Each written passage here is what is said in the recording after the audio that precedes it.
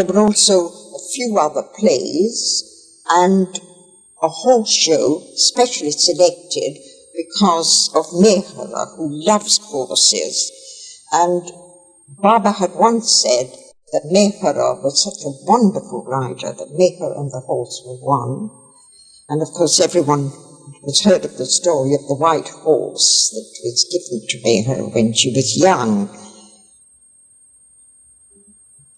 This also brought back to my mind that I met Baba at a play called White Horse Inn. What was so evident at the time was that Baba had such complete control of everything and everyone in various parts of the world, and was telling each one who asked what they should do, how they should work, and yet with all was this wonderful thought and compassion and love which he was giving out in spite of his pain, and he was still suffering so much. So many new people came because there'd been this long war period, and he was interviewing all day long new people who had been waiting to meet him. Well, at the end of that time, Baba then went to Switzerland, and the only two Westerners, apart from Rano, who went with him, was Charmian Douce and myself. And we stayed at Hedy Merton's house, and we had really a most beautiful, intimate time with Baba. A few came over from different parts of Switzerland, and also Anita and Roger Yeya from France. But that episode came all too quickly to an end, and then Baba went back to India. We went on many excursions with Baba, and there was one evening when there was a marvelous firework display on. Baba was walking still on crutches at the time, but I say he always came with us, and again he was giving these interviews. In the evenings we would sit with him, and Mani again often read poems or stories, and then Baba would tell us different things, not discourses, because we never asked him for to give us any intellectual discourses. He gave Charmian Douce permission to come to England and have a holiday here, and she stayed with me. And the next time Baba came to the West, he was going to America, but he stayed off in England for 2 days, and that was in 1956. By that time, although he had told us that we must really try and work in harmony, we were all a bit at loggerheads. So we asked Baba if he would find some solution and tell us what we should do. He listened to all we had to say, and then he told us to go away and he would give us a solution after lunch. We came back and he did. And he said, "This is your last chance. You must all work together as harmoniously as it's possible." And he said that the important thing was to love him and spread his message of love and truth to everybody. And that if we did that, we would find that we could work together, although we were all so dissimilar, because, of course, there was someone like Charles Purdom, Will and Mary Beckett, myself, and a few others. During those 2 days, we had Baba met many new people. We had 2 large rooms in each other, and people went in one by one, and then we had a beautiful entertainment for him, and someone had got a florist to come in, and he was like sitting on a throne of flowers. And it was a very wonderful experience sitting there. Will and Mary Beckett sat on each side of him, and then Baba gave out some messages to the groups, which I think he also gave in America. And then the second day, we had just a small tea party for just a few of the intimate ones. And there, Baba mixed amongst us, he cut the cake, and it was just a most beautiful feeling to be with Baba, with many new people, but also those of us who'd been with him for such a long time. After that, of course, he never came back to England again, and many of those who saw him then were not destined to see him again, although he went to America in 1958, and many of the English group went there, and of course many went to the Darshan in 1962. We were told that we were only to correspond with Baba, not to correspond with him, but we could only write on business matters, or if someone was seriously ill or someone died. And this, I think, we really tried to keep meticulously, and we did try to work together, and I think we did really work much more in harmony, because from then the Baba work started to grow and more people became interested, and in 1956 Charles Purdom published this book, which God to Man and Man to God, which was published by a well-known English publisher, and this book was soon sold out, and there were no more copies obtainable.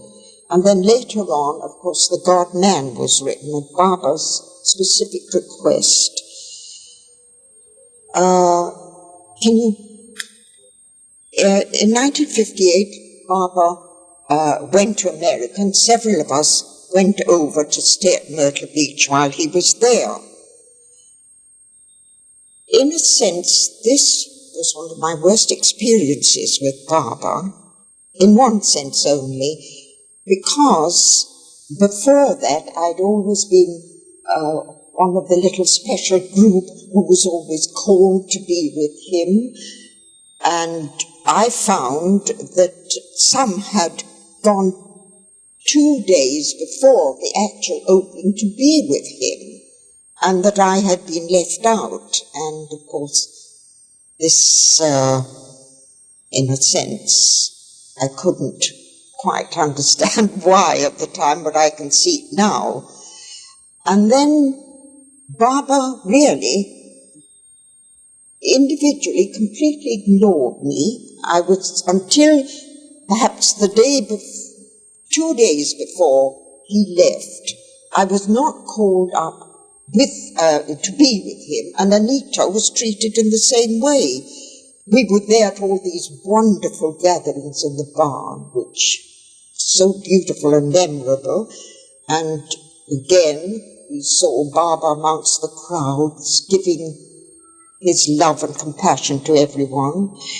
And watching that, it brought back to my mind that on one of the early occasions Baba had said to us, make the most of this now, because later on you won't be able to get near me. There'll be so many thousands and thousands wanting to come near me. And after thinking about all this, it did come to me that there were so many who hadn't had a great deal with him, and the time was much more limited, even that we realized then that Baba wanted to give as much as he could to the others. But 1958, although in one way it did bring that terrible experience of not be able to get near to Baba intimately. When I came back, I realized that he'd given me a great deal, because, as he'd said once before, this isn't the real me, this is just the coat that I've put on for this incarnation, and that one day you will all be able to see the real Baba. The same thing happened in 1962 to a certain extent, but that was an even bigger gathering, a wonderful gathering. But again, I was there 3 weeks before any of the others, and Baba was there at Guru Prasad, but he wouldn't see me.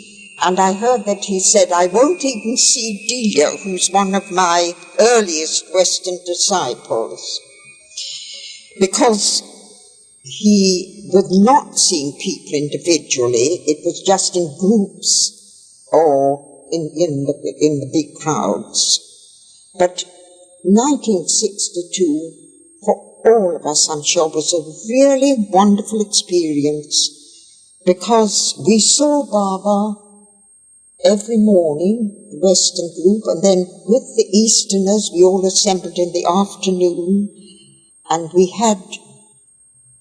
saw Baba, although we realized that he was ill and suffering, yet he was giving endlessly of his love and compassion to all of us, and on that last open day to people, thousands and thousands who'd come from all parts to be with him and get his darshan.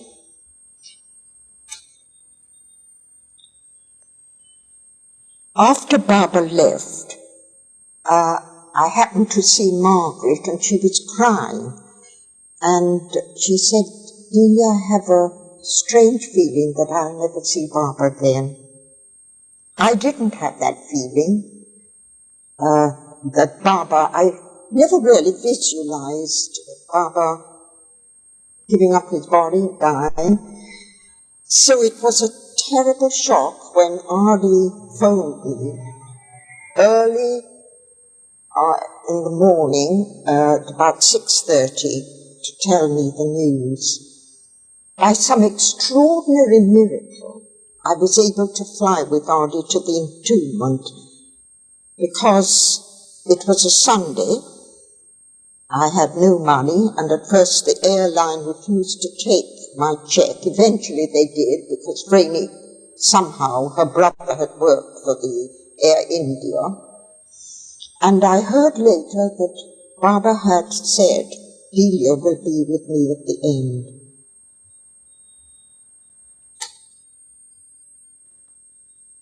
I've never been able to understand why I decided to go, because I had only 3 hours, I had no ticket, I had my passport was in order, and I'd had my smallpox vaccination, but in spite of one side of me didn't want to go, because I thought that Baba had been buried already from the news that Ardi gave me, but there was some extraordinary urge to go, and when Ardi told me that he was going off on the Sunday and the number of his flight, it wasn't to ask me to go with him, because he wanted Don Stevens to go. We couldn't find Don.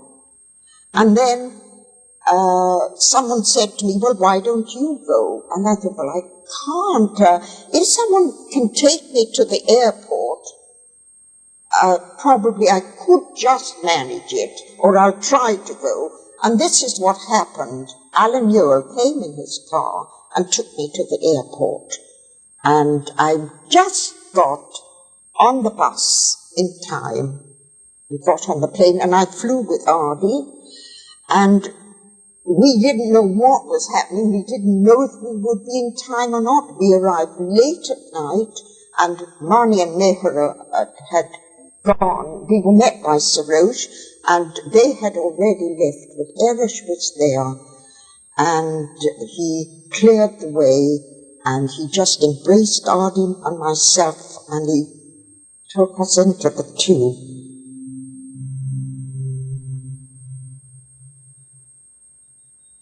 Stop it, will you?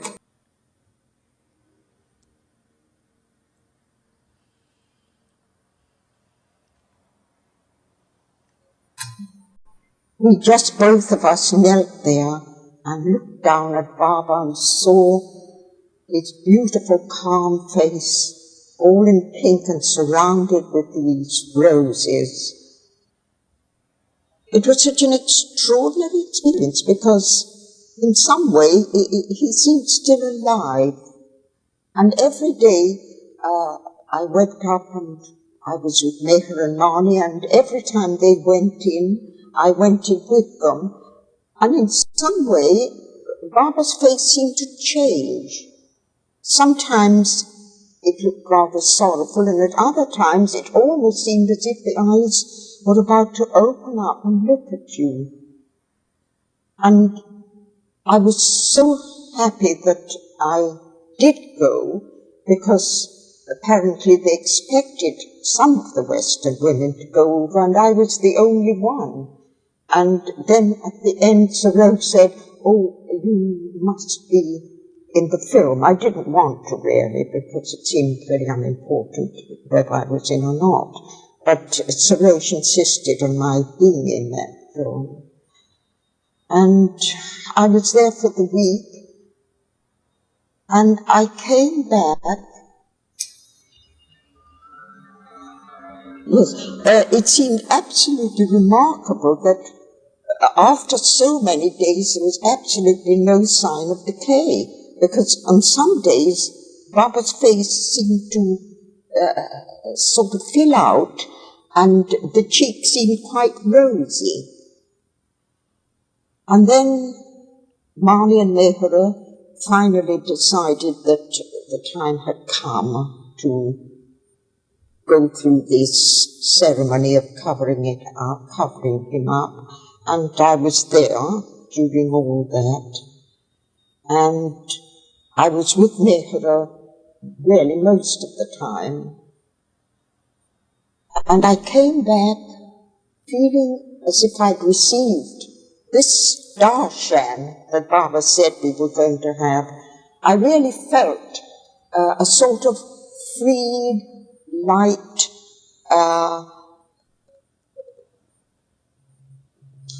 as if something had been given to me, and I felt I could never be quite the same again. And the night that Adi told me, when he told me in the morning, that night I was very grateful. And just before I received that phone call, I had a sort of dreaming.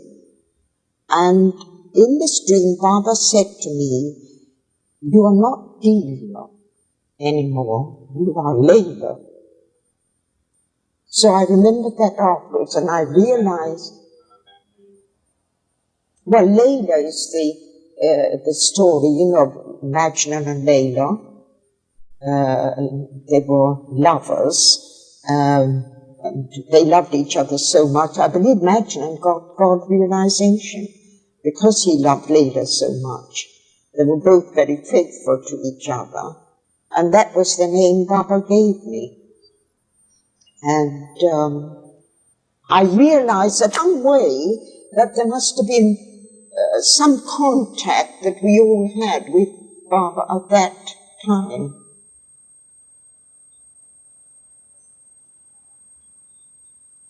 And certainly, although one misses so much, in a sense, physical Baba, and that there is a possibility of being with him and seeing him, yet we now have to get closer and closer to the real Baba, which is the Baba that he wants us to know.